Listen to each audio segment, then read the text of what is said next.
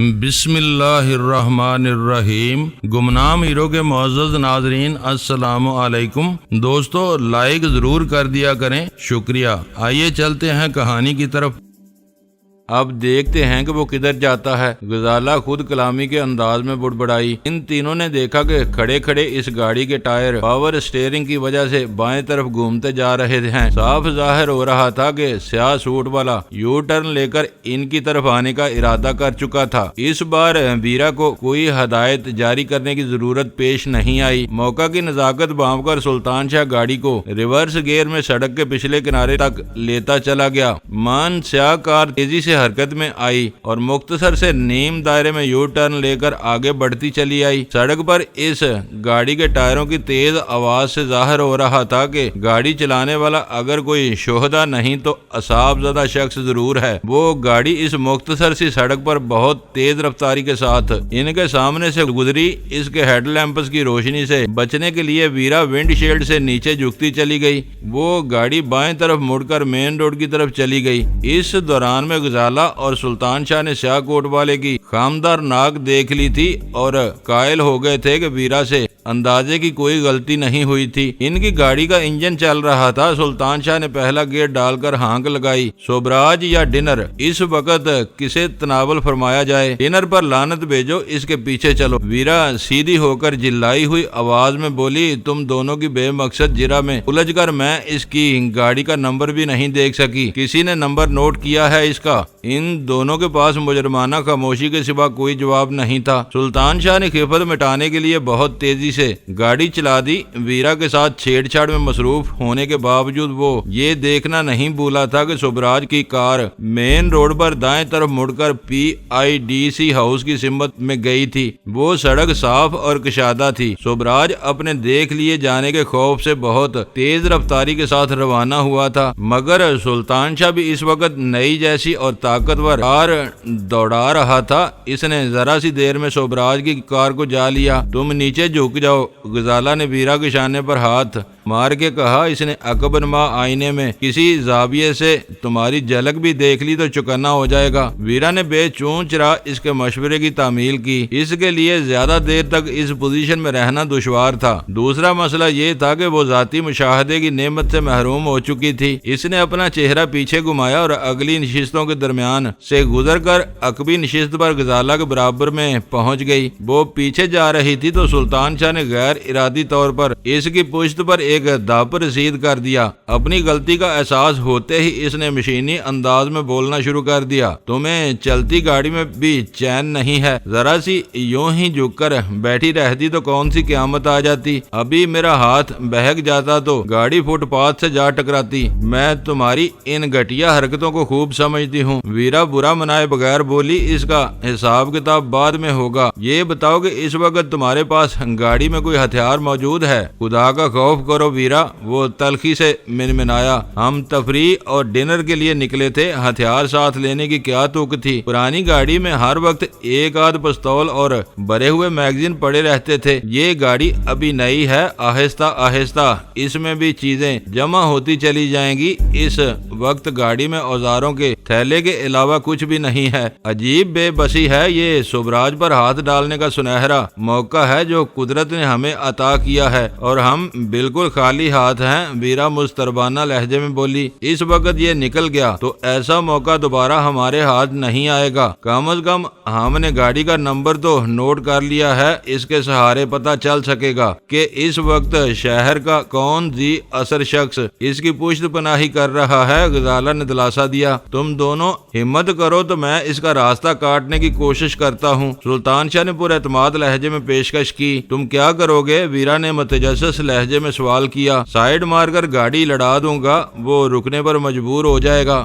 یہ نہ بھولو کہ ہم بالکل نہتے ہیں، وہ یقینی طور پر مسلح ہوگا۔ گاڑی سے اتر کر مقابلے پر جم گیا تو ہم بے موت مارے جائیں گے۔ میں اس کے لیے بھی تیار ہوں، تم دونوں اپنے بارے میں سوچ لو۔ نہیں، غزالہ نے سختی سے کہا، جب ہماری کامیابی کا کوئی امکان ہی نہیں ہے تو خطرہ مول لینا بے سود ہوگا۔ ایسی احمقانہ خودکشی مجھے منظور نہیں ہے۔ تم اس کے ہتھیاروں کے بارے میں सोच कर हौसला हार रही हो, वरना सूरत हाल इतनी मायूस कुन नहीं है। सुल्तान शाह ने इसकी हिम्मत बढ़ाने की कोशिश की। चोर के पाँव नहीं होते, वो एक मफरूर इश्तिहारी मुल्ज़म है, एक लम्हे के लिए भी टिक कर मुकाबला नहीं करेगा। कोई गड़बड़ होते ही भाग निकलने की कोशिश करेगा। हम इसकी बदहवासी से फायदा उठाकर इसे जेर कर सकते हैं। ये सिर्फ तुम्हारा अंदाजा है जो गलत भी साबित हो सकता है। वीरा ने गजाला का साथ देते हुए कहा, फैसला करने से पहले हमें हर पहलू पर गौर कर लेना चाहिए। इस वक्त सोबराज को निकल जाने दिया जाए तो बाद में कार के नंबर के सहारे इस पर भरपूर तैयारी के साथ हाथ डाला जा सकता है, वो बच नहीं सकेगा। अभी तुम इसे घेरने के लिए मरी जा रही थी,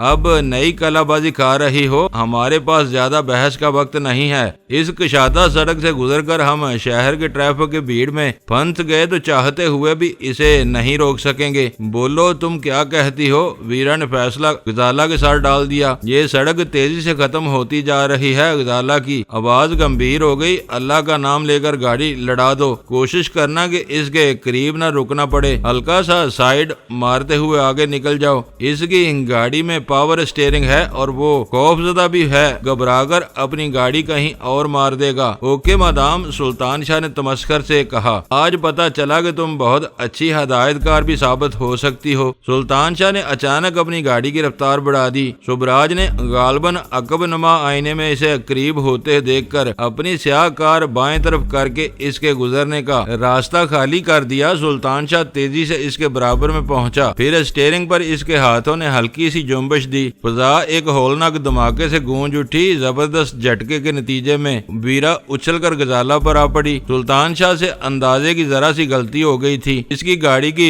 पैसेंजर सीट का दरवाजा पीछे कर अंदर आ गया था। वीरा वहां बैठी होती तो इसका शदीद जख्मी होने से बचना मुहाल था। तसादम कुछ जोरदार हो गया था। तसादम के बाद सुल्तान शाह ने अपनी गाड़ी संभाली और आगे बढ़ते हुए रफ्तार कम करता चला गया, लेकिन सुबराज अपनी गाड़ी पर कंट्रोल बरकरार न रख सका। इसकी गाड़ी सड़क पर तेजी से बाएं तरफ लहराई, फिर यकायक रुख बदलकर दाहिनी तरफ हो रवैया सड़क की बस्ती पट्टी पर चढ़कर मुखालिफ सिमत की सड़क पर चली गई। भैया के वक्त बहुत सी गाड़ियों के ब्रेक चीखे। तेजी से चलता हुआ ट्रैफिक थमा तो अंदाजा हुआ कि बाहर खाली नजर आने वाली वो सड़क इतनी वीरान भी नहीं थी। वीरा और गजाला गाड़ी से उतरती तो तमाशा बन जाती। सुल्तान शाह ने चालाकी से काम लेते हुए गाड़ी बाएं तरफ की फुटपाथ से तकरीबन मिलाकर रोकी थी ताकि गाड़ी का नुकसानज़दा हिस्सा लोगों की नजरों में न आ सके। खतरा महसूस करो तो गाड़ी लेकर निकल जाना, मैं इसे देखता हूँ। वीरा को वो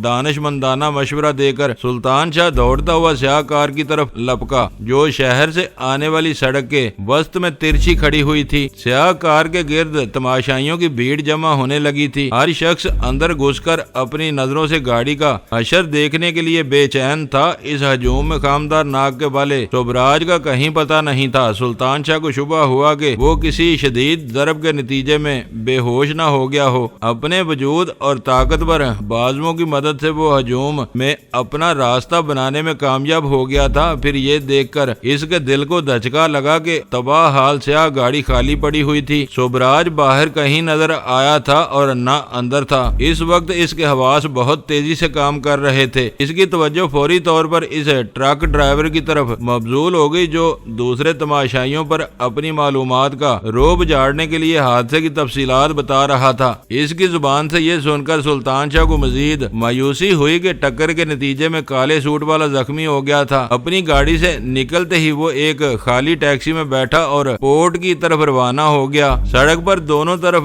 ट्रैफिक जाम हो चुका था। सुल्तान शाह अगले किसी कटाव से गाड़ी घुमा लेता तब भी इसके लिए आगे बढ़ना मुहाल होता। वो किसी सूरत में सोबराज की टैक्सी का पीछा नहीं कर सकता था। वो दौड़ता हुआ अपनी गाड़ी की तरफ हो लिया। इस वक्त हर शख्स की तवज्जो सोबराज की स्याह गाड़ी पर मरकूज थी जो दोहरे हादसे के नतीजे में खासी बर्बाद हो चुकी थी। किसी ने इसकी गाड़ी के पिछके हुए दरवाजे पर ध्यान नहीं दिया था। गाड़ी बदस्तूर वहीं मौजूद थी जहां वो छोड़कर गया था।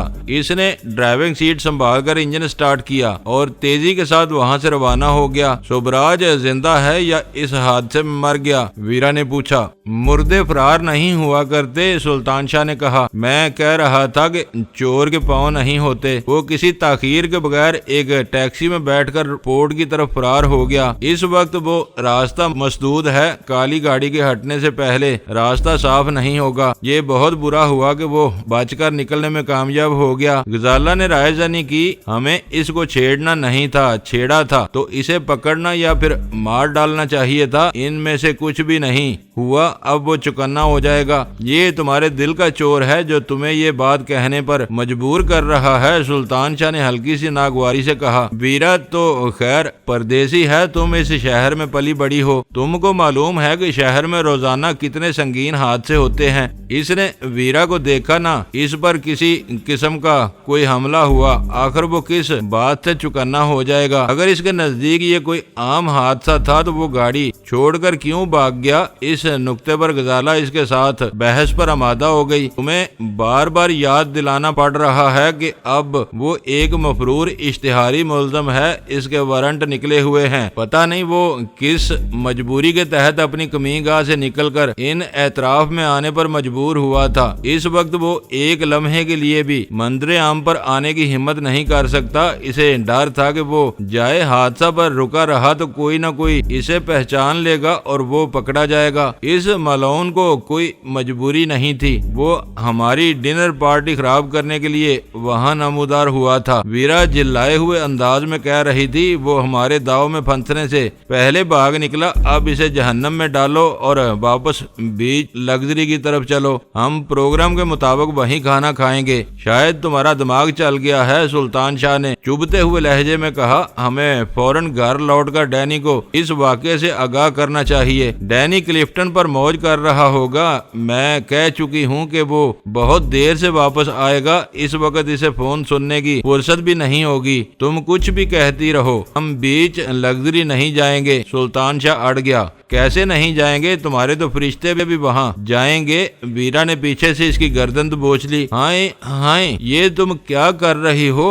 گاڑی کہیں ٹکرا جائے گی اور اس کا حشر بھی سوبراج کی کار جیسا ہو جائے گا۔ وہ اپنی گردن ویرا کی گرفت سے چھڑانے کی کوشش کرتے ہوئے بولا، پہلے یہ بتاؤ کہ بیچ لگژری جاؤ گے یا نہیں؟ ویرا نے اصرار کیا، میں پہلے بتا چکا ہوں کہ دونوں طرف کے راستے بند ہیں، ادھر واپس جانا ممکن ہوتا تو میں سوبراج کی ٹیکسی کا تعاقب کرنے کی کوشش ضرور کرتا۔ تم بلا وجہ ذرا سی بات پر جذباتی ہو جاتی ہو، یہ انا کا مسئلہ نہیں، مجبوری ہے، تم بلا وجہ مجھے تاؤ دلانے کی کوشش کرتے ہو۔ ویرا نے اس کی گردن چھوڑ دی، اب اپنی مرضی سے کسی اچھے ہوٹل میں لے چلو جہاں ہم ایک گوشہ عافیت میں بیٹھ کر سکون سے کھانا کھا سکیں، آج باہر کا کھانا ہر حال میں ہوگا۔ اچھی زبردستی ہے تمہاری، دونس دے کر تفریح کرنے پر مجبور کر رہی ہو۔ سلطان شاہ نے اسے غصہ دلانے کی کوشش کی، تم لوگ شاید ایسی گھریلو زندگی کے عادی ہو، لیکن میں نے اپنی ساری زندگی سوشل رہ کر گزاری ہے، گھر میں پڑے پڑے مجھ پر گھٹن سوار ہونے لگتی ہے۔ ویرا سنجیدگی سے غزالہ کو اپنا مسئلہ سمجھانے کی کوشش کر رہی تھی کہ سلطان شاہ پھر بول پڑا، ہوٹل میں کسی نے تمہیں پہچان لیا تو ساری گھٹن کافور ہو جائے گی۔ امریکیوں کی طرف سے تمہاری گرفتاری پر آج بھی ایک بڑا انعام برقرار ہے۔ پاکستان میرے لیے بہترین جائے پناہ ہے۔ میں نے دیکھ لیا ہے کہ حکومتوں کے تعلقات خواہ کیسے ہی دوستانہ کیوں نہ ہو، عام پاکستانی امریکہ سے نفرت کرتے ہیں، ان میں سے کوئی انعام کے لالچ میں میری مخبری نہیں کرے گا۔ سوبراج بھی پاکستانی ہے۔ سلطان شاہ اس سے الجھتا رہا، اس گیدڑ کو میں جوتی کی نوک پر رکھتی ہوں۔ یہ بتاؤ کہ تم ہمیں کس ہوٹل میں لے جا رہے ہو؟ آج دفتری کام کاج کا دن ہے، ویرا کو لال قلعہ لے چلو، وہاں جگہ مل جائے گی۔ غزالہ نے اس بحث سے اکتا کر مشورہ دیا جسے دونوں نے تسلیم کر لیا۔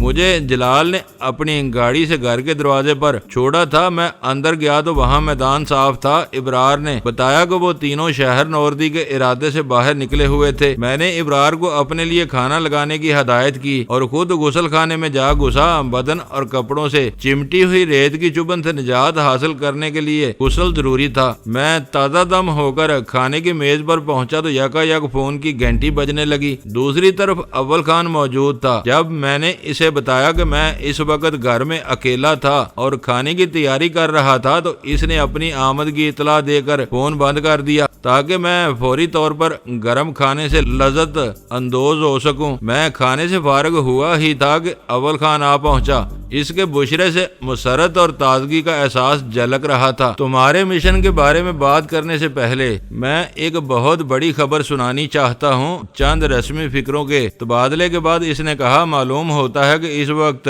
قدرت کھل کر تمہارا ساتھ دے رہی ہے۔ تم نے گیری کو زندہ چھوڑ دیا تھا مگر اب وہ اس دنیا میں نہیں ہے۔ اسے کیا ہوا؟ وہ کیسے مر گیا؟ میں نے حیرت سے پوچھا۔ میرے لیے وہ خبر اچھی ضرور تھی لیکن انتہائی غیر متوقع تھی۔ گیری کو یہاں سے عمان لے جانے والا چھوٹا امریکی طیارہ مسقط ایئرپورٹ پر لینڈنگ سے کچھ پہلے فضا میں پھٹ کر تباہ ہو گیا۔ اللہ کے یہاں دیر ہے مگر اندھیر نہیں، میں نے تشکر امیز لہجے میں کہا۔ ہم نے اپنی مجبوریوں کی وجہ سے اسے زندہ چھوڑ دیا لیکن وہ بدترین موت کا حقدار تھا۔ آخر کار موت نے اسے زمین سے اوپر آسمان کے نیچے گھیر ہی لیا۔ یہ کب کی خبر ہے؟ خبر کچھ بھی نہیں ہے۔ امریکی اس معاملے کو دبانے کی پوری کوشش کر رہے ہیں۔ اس واقعے میں مزید 3 امریکی ہلاک ہوئے جن میں جہاز کے عملے کے 2 افراد کے ساتھ گیری کے ساتھ جانے والی نرس بھی شامل ہے۔ اول خان نے تفصیل بتائی۔ مجھے کچھ دیر پہلے دوسرے ذرائع سے یہ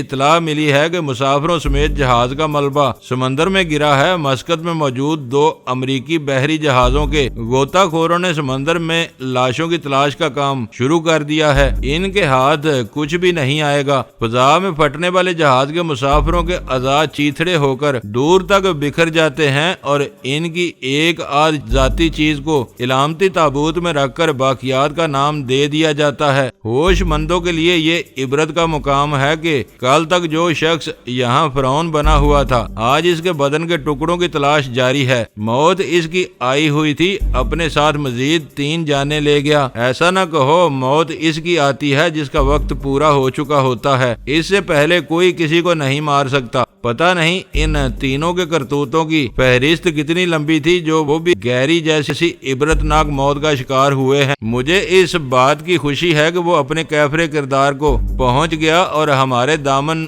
اس کے خون سے آلودہ ہونے سے بچ گئے۔ وہ واضح طور پر خوش نظر آ رہا تھا۔ واقعہ اتنا سنگین ہے کہ وہ اسے چھپا نہیں سکیں گے۔ دیکھنا یہ ہے کہ وہ اپنے تیاری کی تباہی کا الزام کس کے سر ڈالتے ہیں۔ واقعہ پاکستانی سرحد سے بہت دور ہوا ہے، وہ اپنے سروں میں خاک ڈالنے کے سوا کچھ بھی نہیں کر سکیں گے۔ اول خان نے ہنستے ہوئے کہا، آج کل وہ ڈینی فوبیا کے مرض میں مبتلا ہیں، ان کے سروں پر تمہارا نام سوار ہے۔ یہ واقعہ پاکستانی حدود میں رونما ہوا ہوتا تو وہ اسے بھی کھینچ تان کر تمہارے سر منڈ دیتے۔ تمہیں یہ خبر کس وقت مل گئی تھی؟ میں نے اس سے پوچھا۔ ابتدائی اطلاع کوئی 2 گھنٹے پہلے ملے تھی۔ مجھے فوری طور پر اس اطلاع پر یقین نہیں آیا تھا۔ سنا ہے کہ کووں کے کوسنے سے ڈور نہیں مرا کرتے مگر گیری کے معاملے میں ایسا ہی ہوا ہے۔ ہماری بد دعائیں اسے کھا گئیں۔ مجھے خوشی ہے کہ تعطل کے اس دور میں بھی تمہارے ذرائع مسدود نہیں ہوئے۔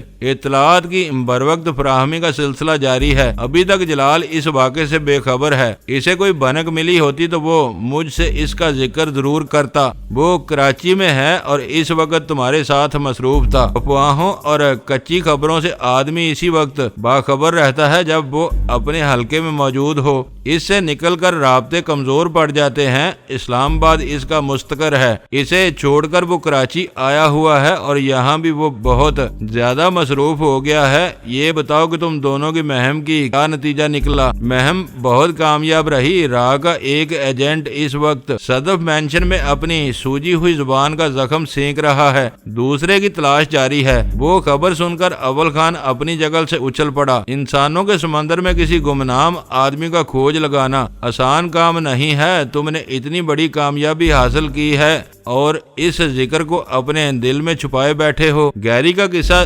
زیادہ اہم ہے۔ میں اس کی تفصیل جاننے کے بعد اپنی کارگزاری کا تذکرہ شروع کرنے والا تھا۔ یہ کسی کی انفرادی کامیابی نہیں ہے، مربوط ٹیم ورک کے ذریعے ہم اس معاملے میں سرخ روح ہوئے ہیں۔ سوبراج نے بے خبری میں کلیدی کردار ادا کیا ہے۔ اگر وہ یہ نہ بتاتا کہ اس نے راہ والوں کو کلفٹن والی درگاہ پر پناہ لینے کا مشورہ دیا ہے تو ہم ان تک نہیں پہنچ سکتے تھے۔ پکڑا جانے والا وہاں فقیر کے روپ میں رپوش تھا۔ گیری کا قصہ بس اتنا ہی تھا۔ وہ تمہارے ہاتھوں پٹ کر زخمی ہوا، یہاں سے لے جایا گیا اور پھر سب کچھ تباہ ہو گیا۔ نیک یہاں کفیل کے ہاتھوں مارا گیا۔ گہری مسقط کے کھلے سمندر کی مچھلیوں کی خوراک بن چکا ہے۔ ان کے لیے یہ دونوں صدمے کم نہیں ہیں۔ فی الحال اسے بھول جاؤ اور اپنی کتھا سناؤ۔ راہ کے ایجنٹ کا پکڑا جانا ایک معجزے سے کم نہیں ہے۔ معاملہ بہت دلچسپ ہے۔ وہ دوستوں سے گھیرا گیا۔ میں نے تمہید اٹھائی۔ ایک طرف وہ دونوں اپریٹس پر آپس میں باتیں کر رہے تھے جو ہم اپنے حساس آلات کے ذریعے سن رہے تھے مگر زبان سمجھنے سے قاصر تھے، اور دوسری طرف جلال کا ایک آدمی ان دونوں میں سے ایک کے پیچھے لگ گیا تھا اور اسے اپنے ساتھی سے رابطہ کرتے ہوئے دیکھ رہا تھا۔ اول خان گہری دلچسپی اور توجہ سے میری بات سن رہا تھا۔ میں نے دھیرے دھیرے اسے سارے واقعات سے آگاہ کرتے ہوئے جب یہ بتایا کہ میں نے اپنے قیدی کی زبان کھلوانے کے لیے اس کی زبان میں لمبا سوا اتار دیا تو وہ چونک اٹھا۔ یہ آسان کام نہیں تھا۔ وہ بولا، زبان بہت لجلجی، لچک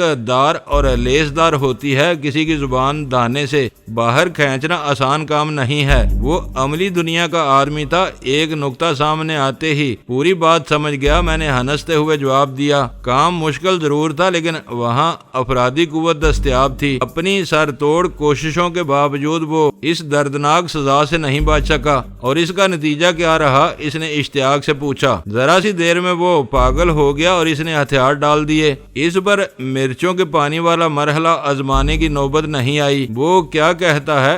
دونوں یہاں کیوں آئے ہیں؟ کسی مہم پر آئے ہوئے ایسے لوگوں کو عمومی صورتحال کے بارے میں بریف ضرور کیا جاتا ہے لیکن انہیں اپنے مشن سے آگے کچھ معلوم نہیں ہوتا۔ میں وہی جاننا چاہ رہا ہوں۔ اس نے میری بات کاٹ کر وضاحت کی۔ ان کے عزائم کے بارے میں ہمارے اندازے کہاں تک درست تھے؟ اس نے ہمارے اندازوں پر پانی پھیر دیا۔ حکومت کے مخالفین ان کے ہدف نہیں ہیں۔ اس بار اہم حکومتی عہدیداران ان کا نشانہ بننے والے تھے۔ پھر تو صورت احوال بالکل ہی بدل گئی۔ میں نے ان تینوں رہنماؤں کے بارے میں تمہارے خدشات آگے بڑھا دیے تھے جو خطرے میں نظر آ رہے تھے۔ اب تک ان کے لیے فول پروف حفاظتی انتظامات شروع کیے جا چکے ہوں گے۔ کوئی حرج نہیں، ان انتظامات کو چلنے دو۔ باقیہ لوگوں کی حفاظت کے لیے جلال اپنے وسائل کو متحرک کر چکا ہے۔ اس بار انہیں ناکامی کا سامنا کرنا پڑے گا جب تک دوسرے آدمی بھی گرفت میں نہیں آتا۔ خطرہ سر پر منڈلاتا رہے گا۔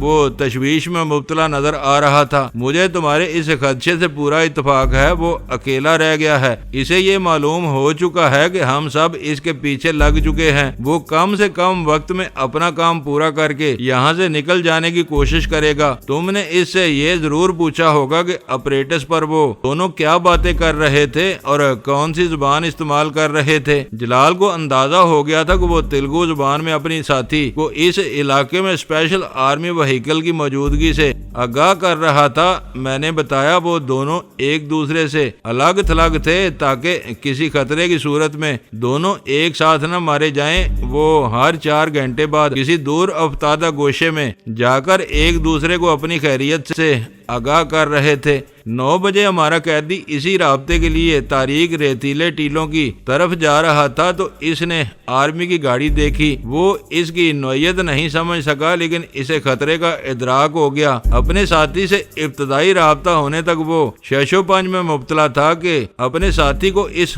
بارے میں بتائے یا اس گاڑی کو غیر متعلق سمجھ کر نظر انداز کر دے۔ اس نے ٹیلوں میں بیٹھے بیٹھے فیصلہ کیا کہ ہر بری بلی بات میں دونوں کو شریک ہونا چاہیے۔ اس نے دوسرے کو اپنی مادری زبان میں وہ معاملہ بتایا اور ان کے درمیان بحث چھڑ گئی۔ اس دوران میں جلال کے آدمی نے ہدایت کے تحت اسے للکارا اور قصہ ادھورا رہ گیا۔ بات سمجھ میں آتی ہے؟ اول خان سر ہلا کر بولا۔ وہ یہ نہیں بتا سکا کہ اس کا ساتھی اب کہاں ملے گا۔ وہ بھی مزار پر پڑا ہوا تھا لیکن اب وہاں سے غائب ہو چکا تھا۔ میں نے جلال سے قیدی کا اپریٹس لے لیا ہے۔ کسی وقت کوشش کروں گا اس سے بات ہو سکے۔ اسی وقت کوشش کیوں نہیں کر لیتے؟ اس نے متجسس لہجے میں کہا۔ دوستو ویڈیو کو لائک ضرور کر دیا کریں۔ ISI پاک آرمی زندہ باد، پاکستان پائندہ باد۔ معزز ناظرین اپنا خیال رکھیے گا اور اپنے اس چینل کا بھی شکریہ۔